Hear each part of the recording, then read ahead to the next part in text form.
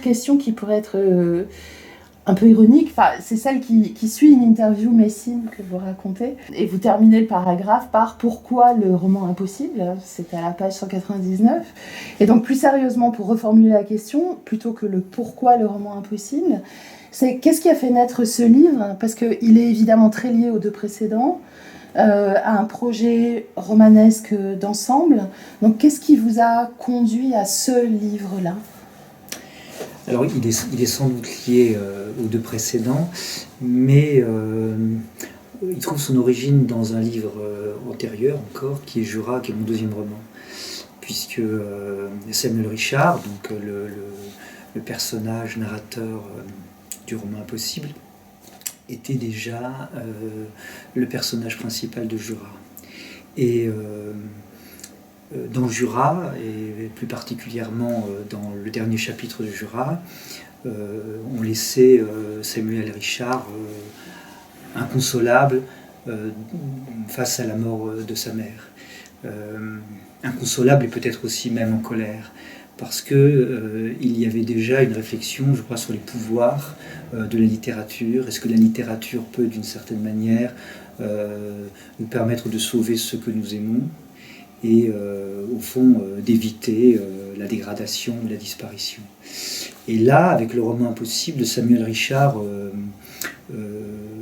réinterroge, si on peut dire, les pouvoirs de la littérature. Lui, l'écrivain, en proie, comme tout écrivain, à des doutes, se demande si, cette fois, la littérature, et notamment le roman, ont le pouvoir de faire face au chaos du monde, en quelque sorte. C'est-à-dire, s'il n'a pas pu sauver sa mère, est-ce qu'il pourrait, alors, autre ambition, sauver le monde? C'est-à-dire, tout au moins, se demander qu'est-ce que la littérature pour relever en quelque sorte d'un monde qui va mal, qui part en morceaux. Justement, le titre donc est relativement... pourrait sembler clair et il est extrêmement problématique, c'est-à-dire le roman impossible, puisqu'il énonce quelque chose en titre et dès les premières lignes, vous mettez en place un paradoxe, ou ce qu'on pourrait appeler une forme d'entrave narrative, puisqu'il y a cette tension du récit.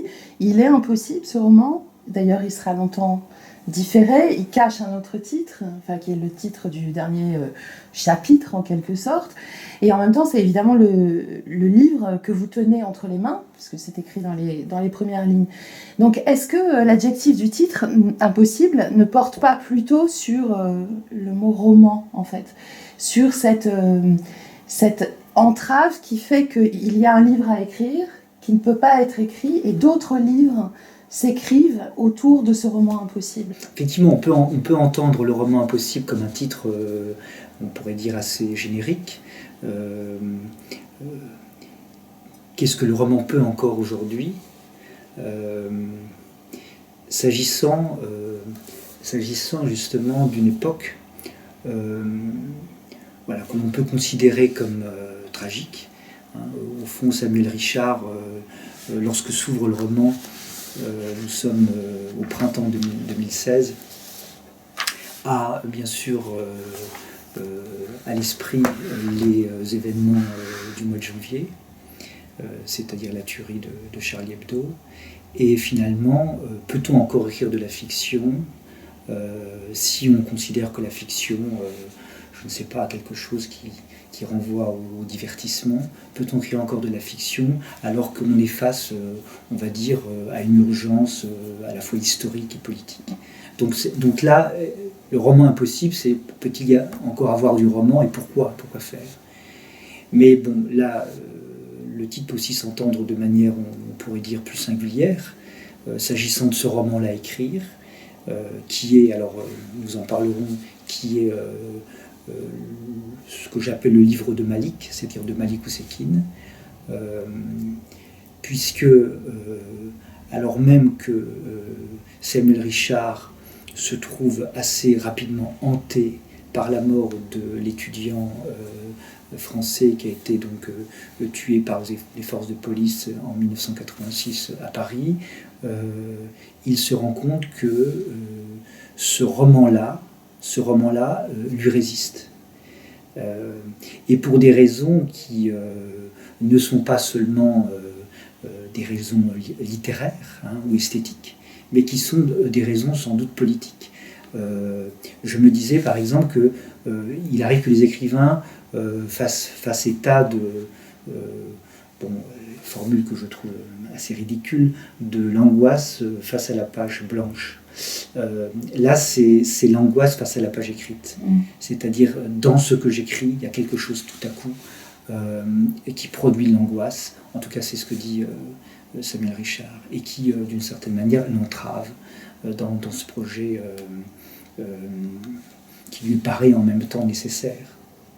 Oui, et qu'il y a une entrave qui se manifeste même physiquement, sur sa peau, sur son... Et il y a toute cette réflexion aussi, peut-être sur une forme de somatisation qui est évidemment très symbolique, puisqu'elle n'atteint pas que lui, mais elle atteint aussi un autre personnage sur lequel il est chargé d'écrire une biographie d'un de ses ancêtres. Donc il y a tout ce travail aussi sur une angoisse qui se marque sur le corps, et dans le corps du texte peut-être.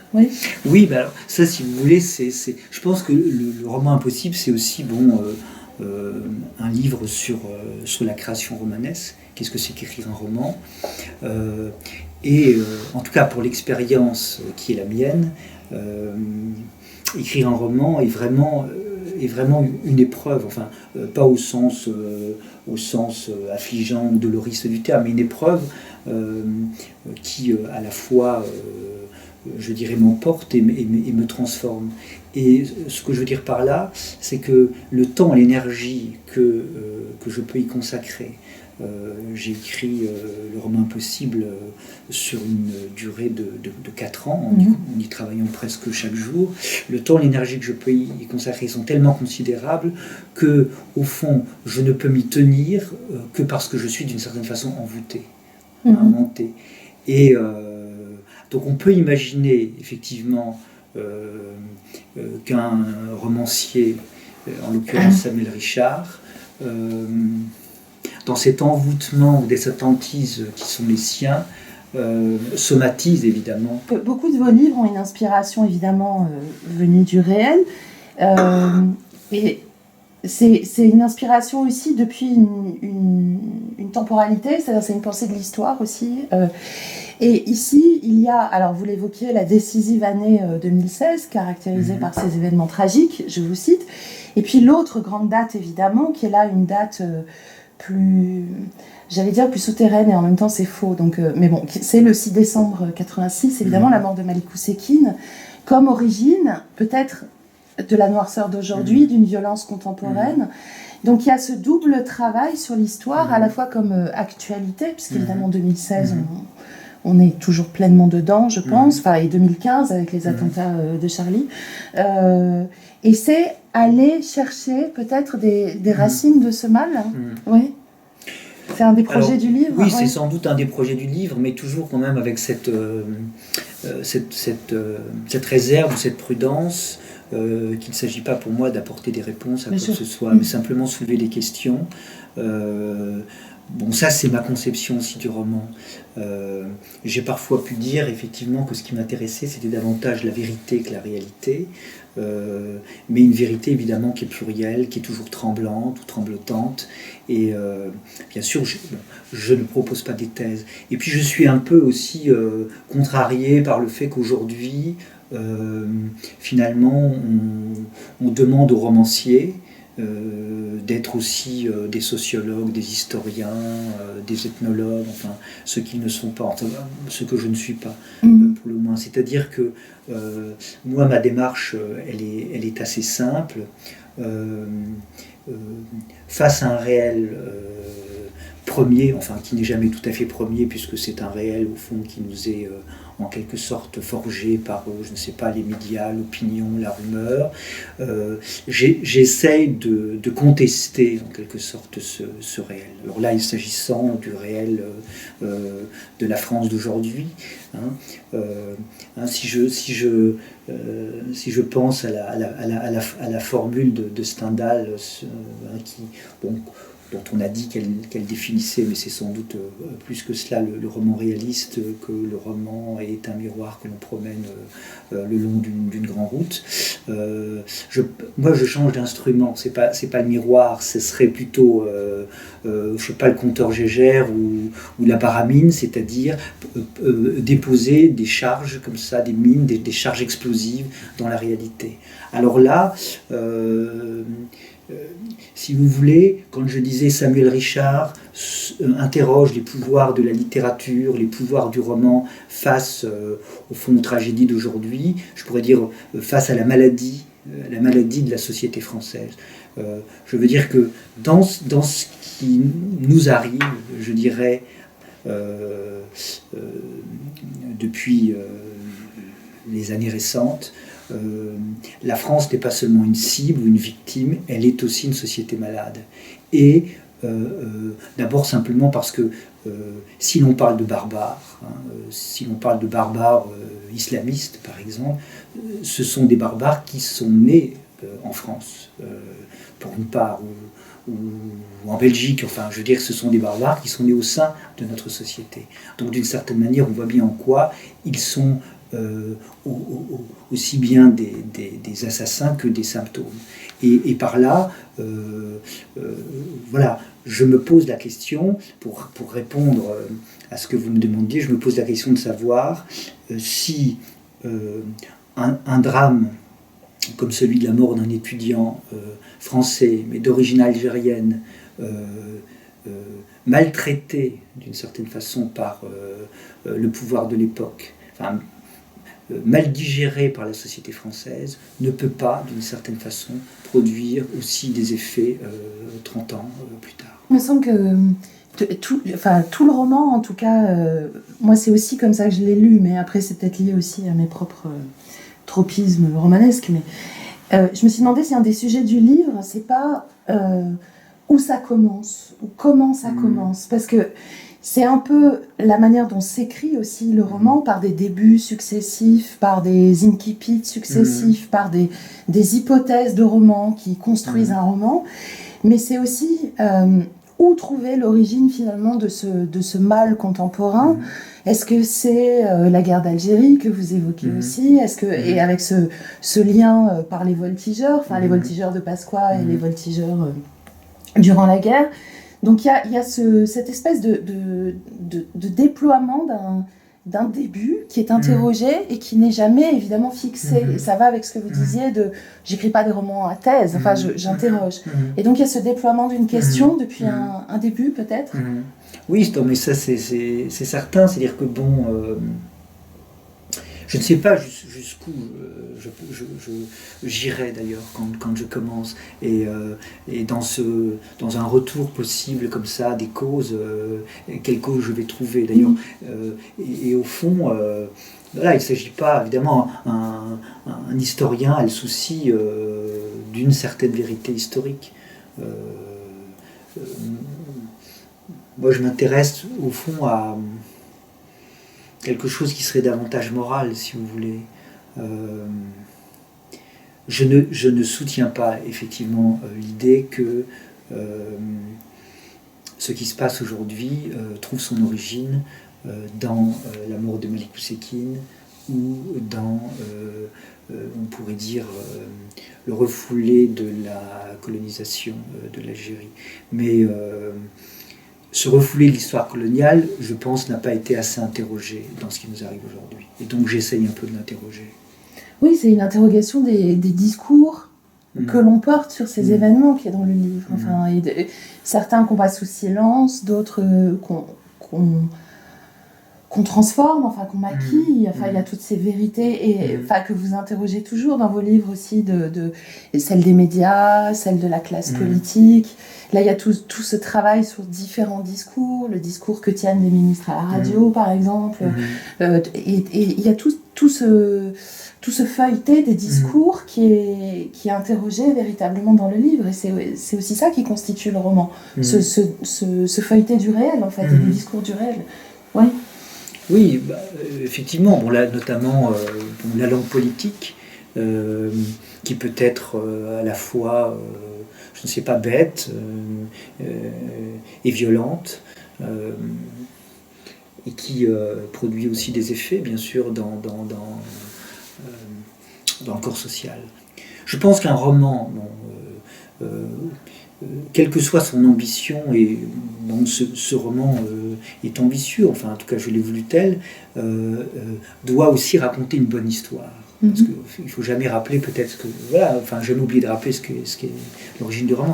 Bon, évidemment, sa première obligation n'est pas de raconter peut-être une bonne histoire, mais il s'agit aussi de raconter une bonne histoire. Pour moi, la bonne histoire, c'est au fond Samuel Richard essayant d'écrire un roman et n'y arrivant pas.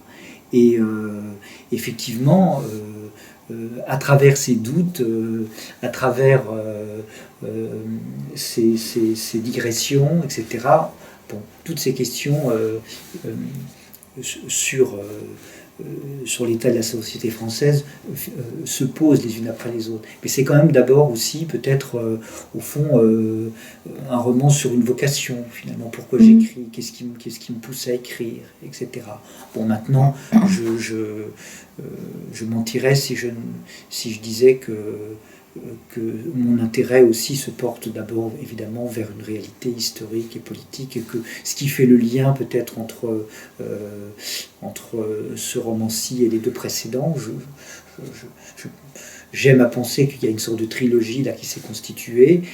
C'est aussi chaque fois l'interrogation, on pourrait dire, de l'histoire, et comment l'histoire, d'une certaine manière, se répercute dans la vie intime, dans la vie privée des individus. Démon, c'était les guerres du XXe siècle. L'inconscience, c'est la crise économique qui frappe notamment la société française. Et puis, voilà, on peut dire que le roman impossible, c'est peut-être la question de l'identité française, finalement. Question qui a été posée par le pouvoir comme un débat possible, si je me souviens bien, ça devait être en 2009, et dont on a...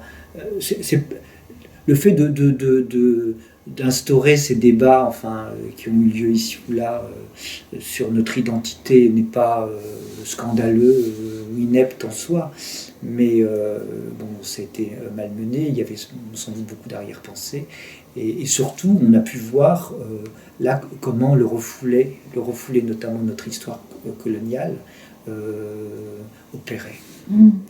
Et dans ce qui constitue aussi cette trilogie, au-delà de la question de l'histoire, il y a aussi ces narrateurs qui ont un rapport avec l'écriture, puisque dans Démon, c'est ce personnage qui a un nom de peintre, Rothko. C'est aussi interroger comment on écrit sur la catastrophe, sur les plis du réel, et à travers des personnages qui ont un rapport à l'écriture. C'est comme le déploiement d'un seul narrateur aussi. De la même manière que dans le roman Impossible, un personnage de narrateur trouve, alors peut-être pas des doubles, mais en tout cas des surfaces d'interrogation dans des personnages qui peu à peu entrent dans le récit, non ?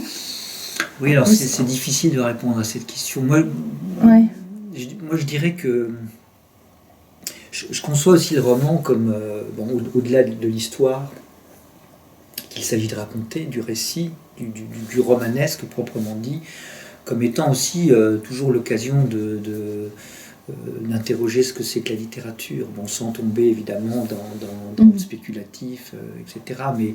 Mais les romans que j'écrive, ils sont aussi toujours riches des romans que j'ai lus. Et par la même, ça me serait difficile d'avoir un narrateur qui soit, je sais pas, artiste de cirque ou inspecteur des finances. Enfin, je sais pas. C'est pour moi, il y a quelque chose de consubstantiel, si vous voulez. Parce que interroger le monde, c'est aussi interroger l'écriture de ce monde. Ce qu'on peut en dire, et donc voilà, c'est vrai que un journaliste qui écrit, En même temps, dans l'inconscient, c'était Oui, c'est pour ça que j'ai différent, plutôt c'était parlé de différent. mots. Ouais, ouais. Mais c'est parce que aussi dans le roman Impossible, vous dites à un moment donné que, mais je cite peut-être mal, mais que les personnages sont des sensations en fait, enfin sont les réceptacles des sensations du narrateur en fait. C'est une manière de figurer ou d'incarner des sensations. Sûr, oui. Donc, mais ça, je défends, si vous voulez, je défends vraiment comment dirais-je, le travail du roman comme le travail d'une hantise, d'une obsession. Hein, connaître un romancier, c'est d'abord connaître son obsession. Et il y en a généralement pas 36, il y en a une ou deux, etc. Et on les retrouve dans les différents livres. Et donc, je pense effectivement que à partir du moment où un roman s'écrit à partir d'une hantise, d'une obsession, les personnages que l'on invente au fur et à mesure de l'écriture sont vraiment des projections de soi, sont vraiment des projections de soi. Alors évidemment, Malik Oussekine, c'est un personnage qui a une dimension historique. Enfin bon, je lui donne cette dimension historique. D'ailleurs, je pense que justement, ce qui est peut-être malheureux dans cette affaire, c'est qu'il n'a pas de dimension historique. Finalement, c'est comme une sorte d'enfant perdu.